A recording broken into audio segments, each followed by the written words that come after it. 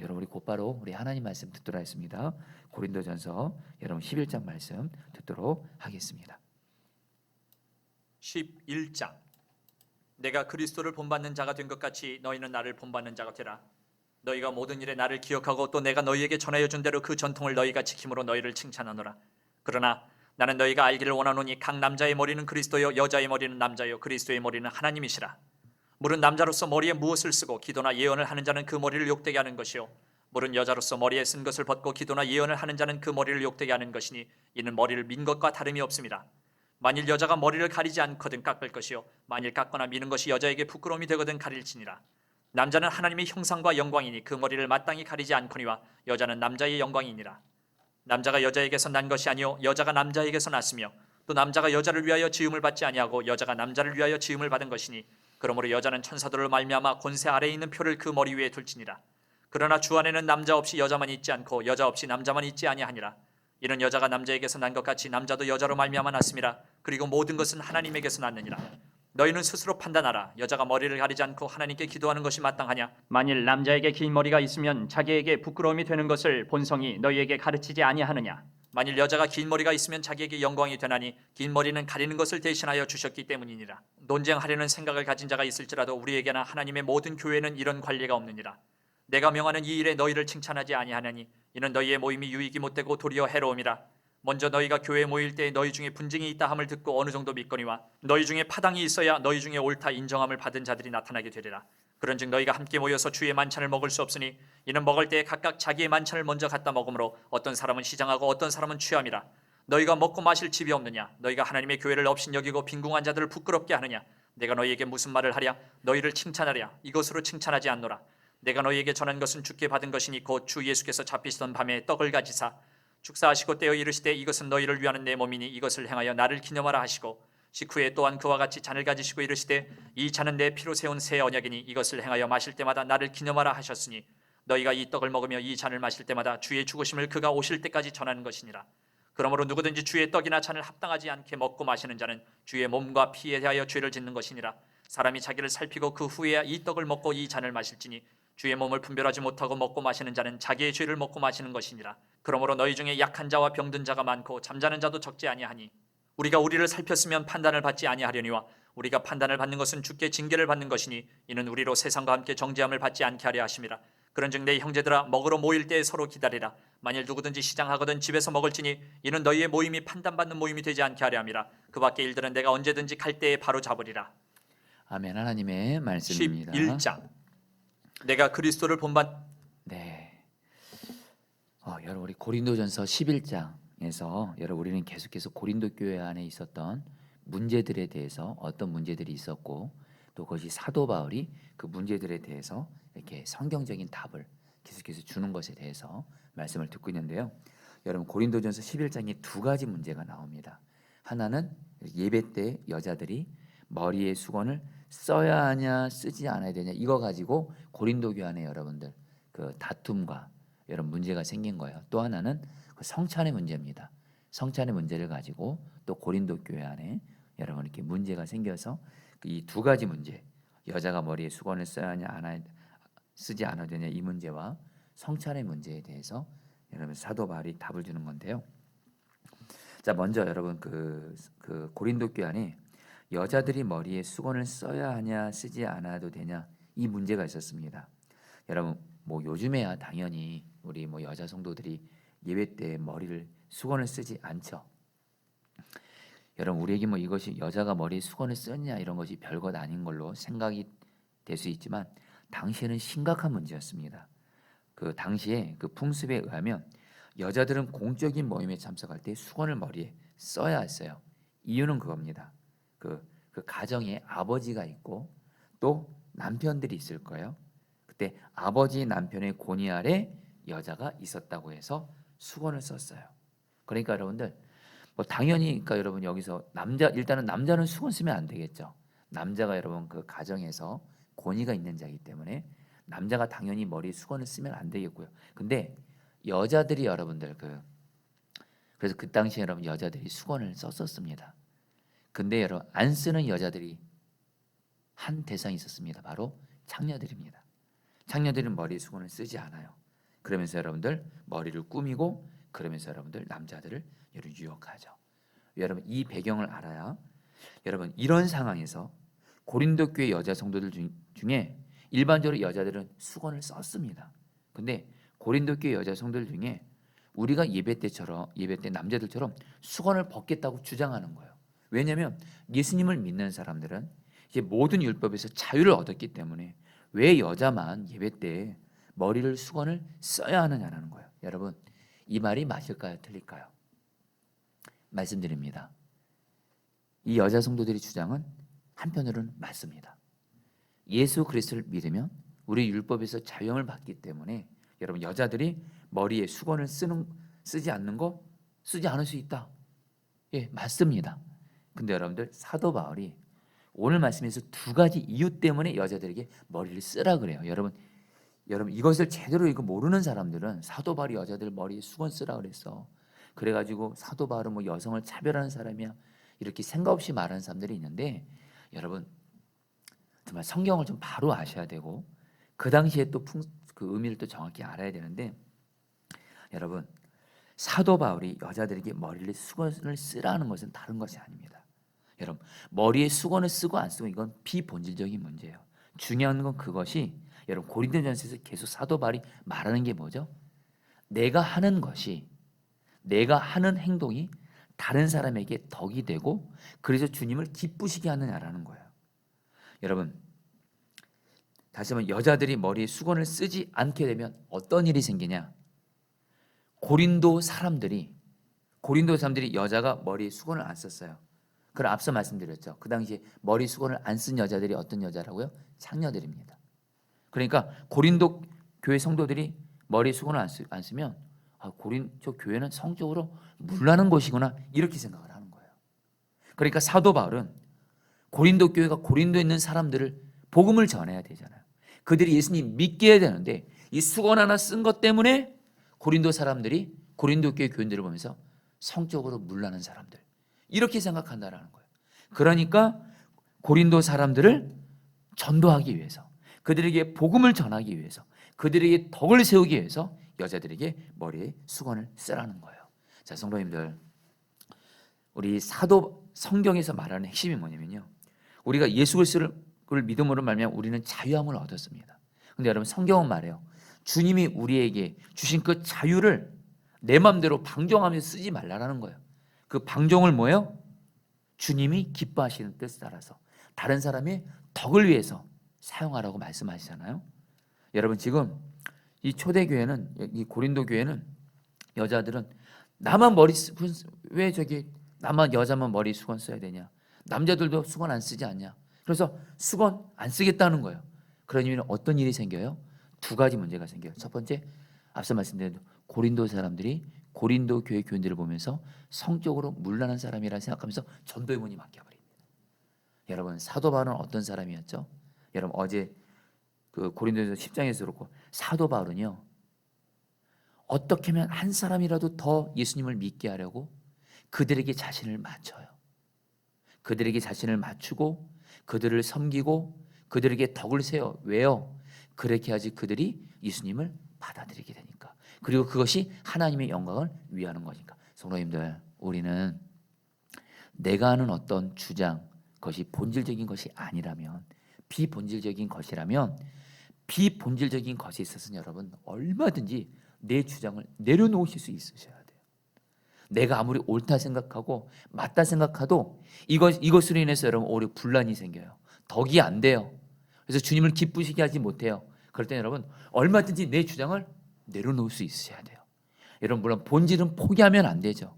그러나 비본질적인 것은 얼마든지 내가 하는 이 비본질적인 것을 통해서 오히려 분란이 생기고 다른 사람에게 덕이 안 되고 그러면 여러분 얼마든지 내려놓을 수 있으시라는 거예요.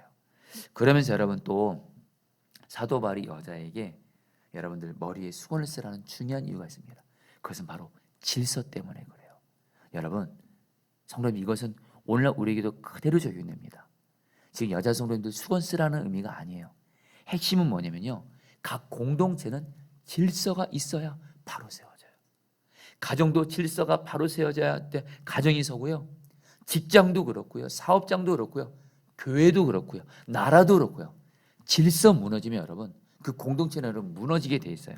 여러분 사도 바울이 말합니다. 3절 말씀.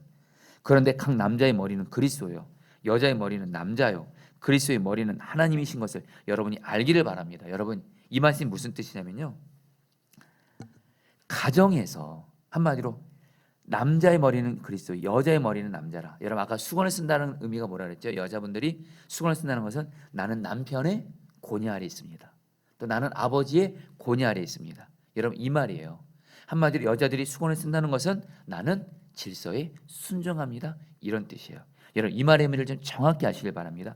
결코 이 의미는 여러분들 남자와 여자가 여러분 어떤 위치 그 차별이다, 어떤 그 남자와 여자가 어떤 위치에 있어서 어떤 동등하지 않다, 그런 의미가 아닙니다. 여러분 사도 바울은 분명히 말해요. 11절에서 남자와 여자는 하나님 앞에서 동등합니다. 그러나 주님 안에서는 남자 없이 여자가 있지 않고 여자 없이 남자가 있지 않습니다.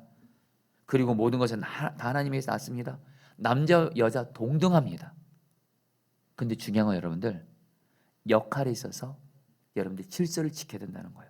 여자가 남편과 그 아버지의 그 고뇌 아래 있을 때 가정이 세워진다는 거예요. 여러분 그러면서 예수님 사도 바울이 이 얘기를 합니다. 여러분 하나님 아버지와 예수님이 동등하실까요? 동등하지 않으실까요? 여러분 기억하십시오. 성경은 말합니다. 하나님과 예수님은 두 분 다 하나님이시기 때문에 동등합니다. 그러나 예수님이 어떻게 하셨죠? 빌립보에서 보면 하나님과 동등됨을 취할 것을 여기지 않고 오히려 하나님 아버지의 말씀에 순종해서 여러분들 십자가에서 저 여러분들을 위해서 피 흘리심으로 여러분 우리를 구원하셨어요. 예수님은 하나님과 동등하신 하나님이셨지만 여러분들 하나님의 말씀에 순종하셨어요. 사도 바울이 그렇게 말하는 거예요. 한마디로 여자 성도들에게 수건을 쓰라고 말한 건 남자 여자는 동등하지만 질서가 있어야 된다는 거예요. 그리고 특별히 하나님이 남자를 머리로 삼으셨다는 거예요. 여러분 남자가 머리로 삼으셨다니까 남자분들이 여러분 이거 보고 좋네, 여러분 이거 진짜 거룩한 착각, 그거 아닙니다. 여러분 남자가 머리란 얘기는 뭐죠? 여러분 오늘 말씀에서 예수님이 우리의 머리라고 하셨어요. 예수님이 우리의 머리에서 어떻게 하셨죠? 우리를 위해서 십자가 피 흘려 죽기까지 우리를 사랑하셨어요. 남자들은요 가정을 위해서, 아내를 위해서, 가족들을 위해서 죽을 수 있는 자가 바로 머리가 되는 거예요. 그만큼 여러분 중요한 역할을 맡은 겁니다. 단순히 여러분들 어떤 머리라는 것 때문에 여러분들 가족들을 여러분 굴복시키고 그런 것이 아니라는 거예요. 어쨌든 여러분 사도 바울이 오늘 말씀에서 뭘 말하는 거냐면 질서를 지켜야 된다는 거예요. 모든 사람은 다 동등합니다. 그러나 각 공동체마다 하나님이 질서를 허락하세요. 먼저 여러분 가정에서는 여러분 남편이 여러분들 하나님이 그 가정의 머리로 삼으셨어요. 그렇기 때문에 아내도 가족들도 남편의 고지를 인정해야 돼요. 여러분 안타까운 가정들은 뭐예요? 아내들이 남편을 여러분 함부로 해요. 자식들이 여러분 아버지의 말을 듣지 않아요. 여러분 그 가정은 여러분 그러면 성경적으로 여러분 어려움을 겪습니다. 근데 여러분 하나님이 기뻐하시는 예수님이 왕된 가정은 아내가 남편을 주님께 하듯 섬겨요. 자식들도 아버지를 하나님께 하듯 섬겨요. 그리고 아버지도 남편은 아내를 내 생명을 걸고 아내를 사랑해요. 내 생명을 걸고 자녀를 사랑해요. 여러분 중요한 건 말입니다. 오늘 여러분 우리의 가정이 질서가 바로 잡히게 하소서. 정말 아내는 남편에게 순종하고 자식들도 부모에게 순종하는, 그리고 여러분들 그러면서 남편들은 머리로서 여러분 남편들은 한마디로 가족들을 위해서 죽는 자리예요.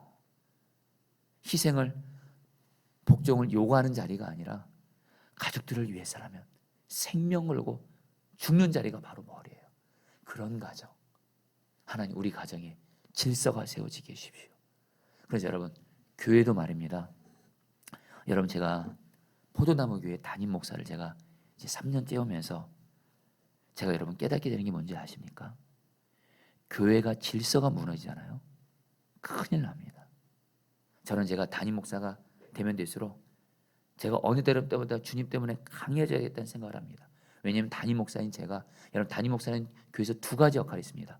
먼저 섬기는 자입니다. 섬겨야죠. 근데 섬기기만 하는 거 아니에요. 이 교회를 잘 다스려야 돼요. 이 교회를 여러분 주님의 몸된 교회로 잘 세워가야 돼요. 주님의 말씀에 이 교회가 순종하도록 해야 되고요. 주님의 말씀에 순종하지 않는 것이 있으면 여러분 담임 목사는 어떤 어려움이 있어도 그걸 지켜내야 돼요. 여러분 근데 정말 여러분 담임 목사가 여러분 교회도 말입니다.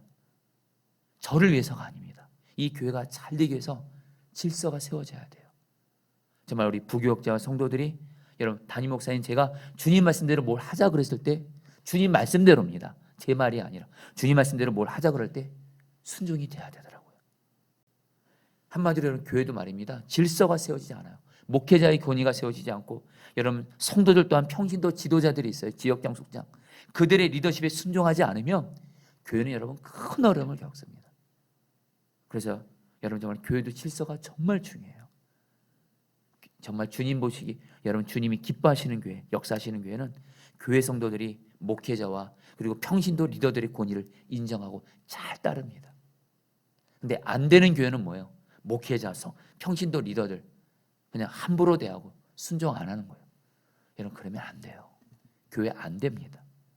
교회도 반드시 질서가 세워져야 돼요. 여러분 기도 부탁합니다. 우리 특별히 오늘은 우리 가정과 교회가 질서가 바로 세워지게 해주십시오. 마귀는 이 질서를 무너뜨리려고 해요. 그러면 가정교회 무너집니다. 그러나 질서가 바로 세워져요. 가정에서도 남편들 아버지 부모의 권위를 인정하고 교회에서도 목회자 또 평신도 리더들의 권위를 인정해주고 물론 지도자 위치에 있는 사람들이 잘해야죠. 잘 섬겨야 되죠. 중요한 거 여러분 질서가 바로 세워질 때 가정과 교회도 세워질 수 있다라는 거예요. 자 그러면서 여러분들 오늘 사도 바울이 이제 그 성찬에 대해서 말씀을 하는데요. 여러분 이 성찬에 대해서 이것도 여러분들 너무 중요한 기도 제목이 있는데 간단히 나누고 기도하는 걸로 하겠습니다. 여러분 오늘 말씀에서 여러분 그 사도 바울이 성찬에 대해서 말하는데 여러분 초대교회 때 성찬이 두 가지가 있다는 것을 여러분 기억하시고 오늘 말씀이 이해가 됩니다. 초대교회는 여러분 예배를 드릴 때마다 성찬을 했는데 두 가지 성찬을 했어요. 먼저 여러분 그 주님의 만찬 오늘날 말로 우리가 성찬식이죠. 바로 여러분들 그 주님의 몸과 피를 떡과 포도주를 먹고 마시면서 그런 성찬식을 가졌습니다. 주의 만찬이죠. 근데 그것뿐만이 아니라 또 같이 식사를 했어요. 같이.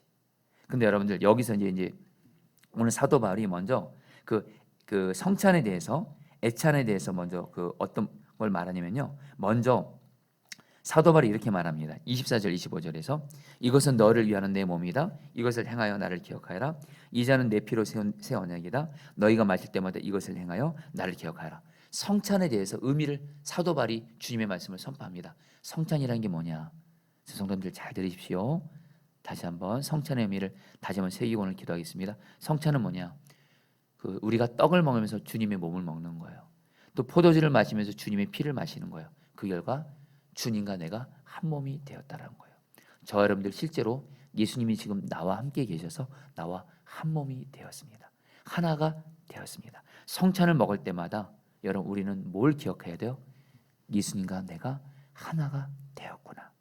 그러면서 사도 바울이 오늘 뭐라고 말하냐면요. 성찬할 때마다 반드시 너희들 자신을 살피라는 거예요. 뭘 살피라는 걸까요?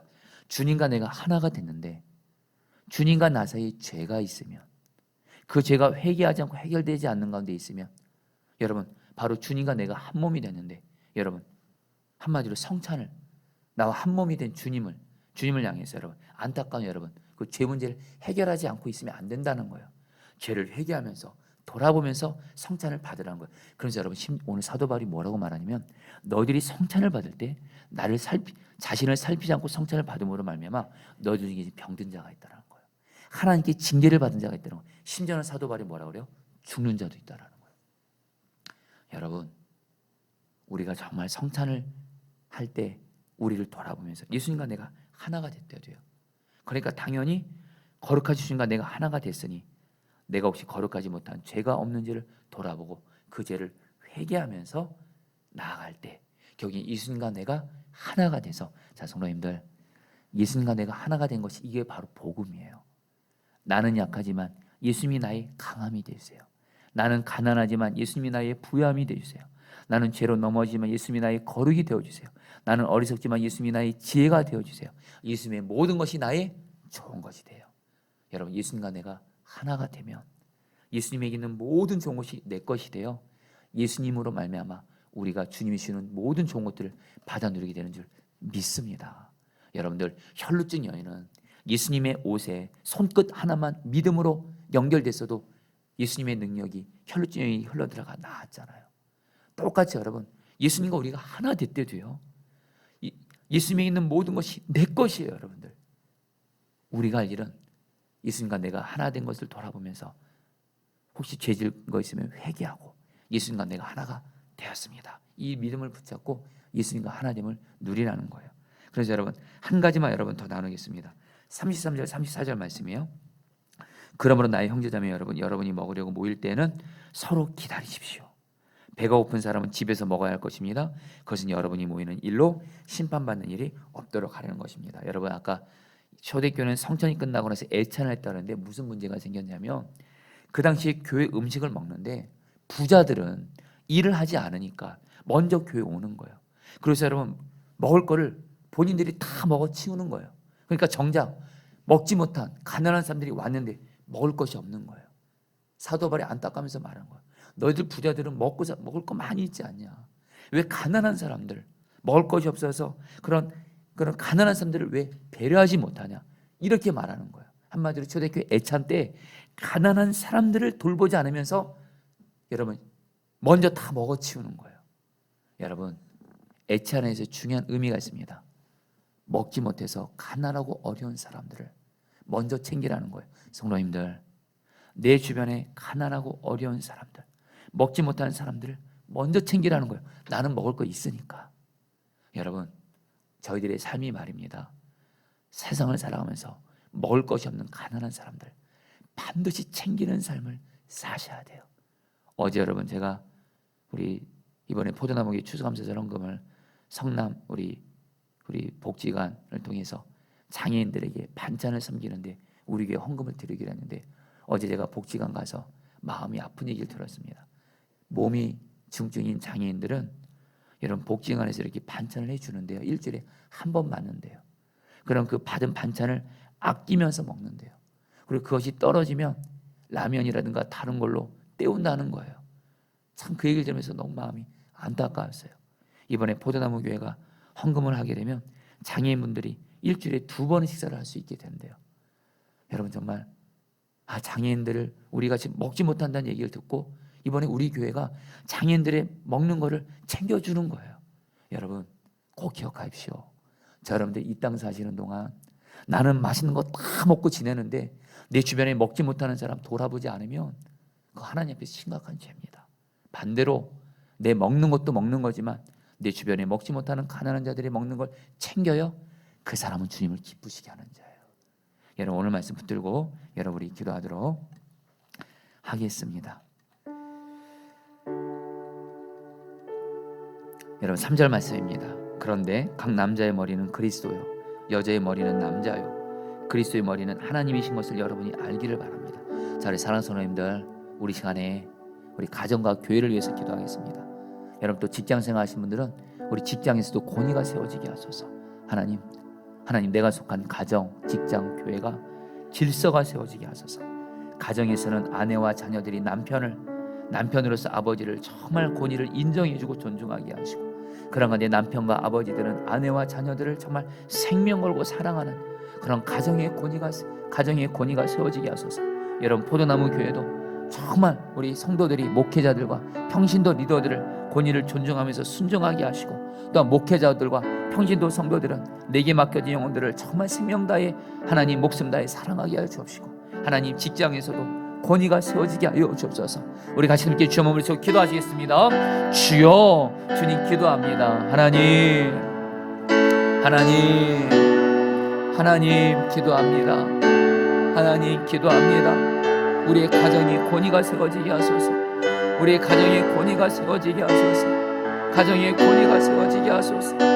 하나님, 우리 가정에 권위가 세워지게 하소서. 아들들이, 자녀들이 정말 내 남편, 내 부모님의 권위에 순종하게 하소서. 권위를 존중하며 순종하게 하소서.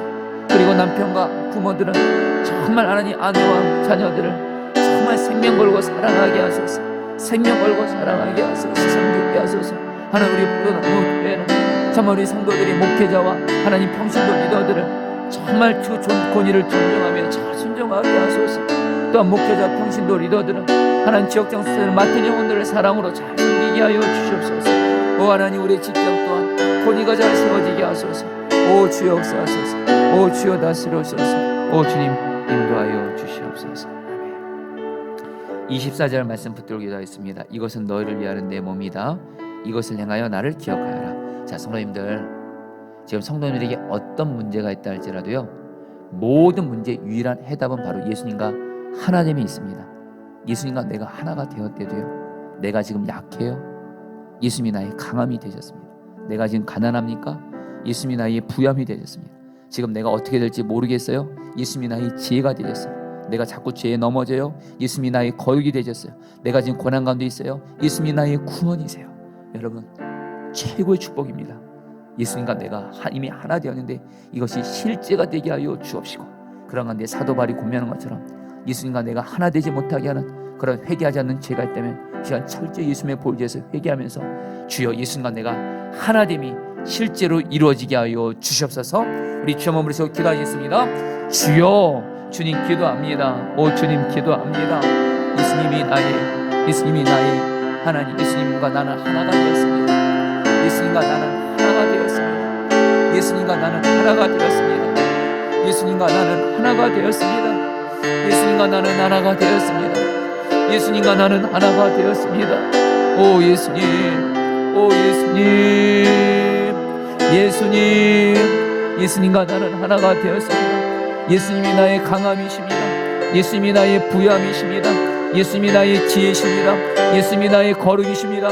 예수님이 나의 구원이십니다. 예수님이 나의 기쁨이십니다. 예수님이 나의 사랑이십니다. 예수님이 나의 모든 것입니다. 오 주님과 나사의 회개할 때를 다 회개하니 용서하여 주시고 깨끗하게 하여 주시옵소서. 주여 다스려주셔서 주여 은혜 베풀어 주시옵소서. 주님 감사합니다. 여러분 마지막으로 33절 34절 말씀 붙들고 기도하겠습니다. 그러므로 나의 형제자매 여러분, 여러분이 먹으려고 모일 때는 서로 기다리십시오. 배가 고픈 사람은 집에서 먹어야 할 것입니다. 그것은 여러분이 모이는 일로 심판받는 일이 없도록 하려는 것입니다. 여러분이 기도하겠습니다. 나는 삼시세끼 다 챙겨 먹고 맛있는 음식 먹으러 찾아다니는데 내 주변에서 먹지 못하고 있고 굶고 있는 사람들이 있다며 우리 주님 모시기 여러분들 심각한 죄입니다.